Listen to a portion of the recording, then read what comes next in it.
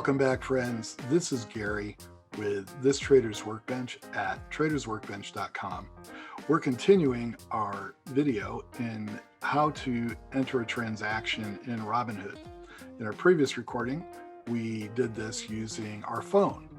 And now I'm going to show you how to do the same thing in our, on our laptop or on our tablet or on our regular desktop.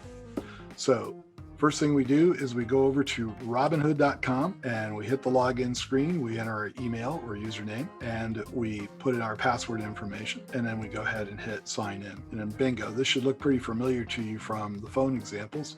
We're now looking at the performance screen today for an overall portfolio account.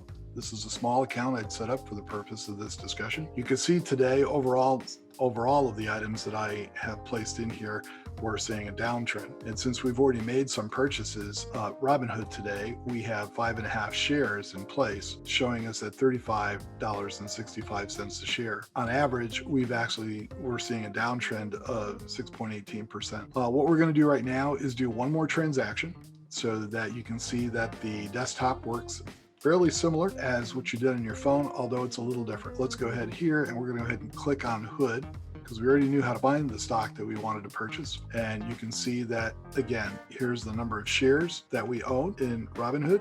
There's the average cost. Here's how much money we've invested so far. Here's the return we've been getting on our investment today, which is a little less than 1%. It's a lot of fluctuation. As any IPO, there are a lot of transactions going on, which we call the volume. So the volume is very high. There's a lot of buying, a lot of selling, there's a lot of panic, there's a lot of encouragement and opportunity. Lo and behold, we're seeing a lot of lower lows in here. It looks like we're continuing that way. But we're going to take advantage of this to see where this goes.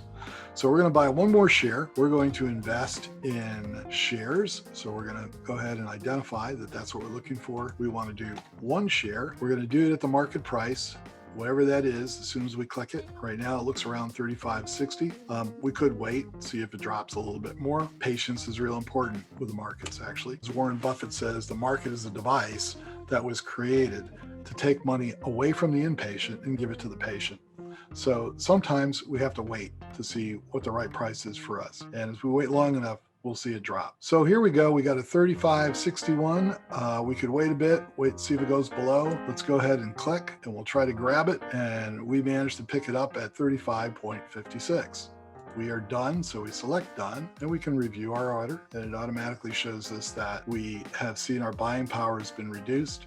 We see that we have 6.49 shares.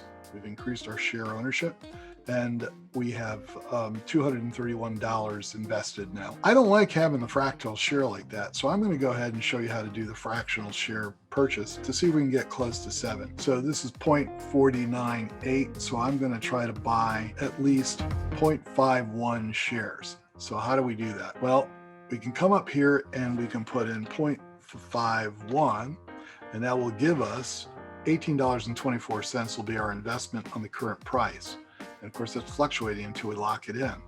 Or we could do it differently. We could come up here and say, I want to invest in dollars. I only want to spend $18. So I'll say, instead of asking for the shares, I'll just say how much money I want to spend. Say I only want to spend the $18 to purchase that. And you can see that, wow, look, the estimated quantity in fraction is 0.505.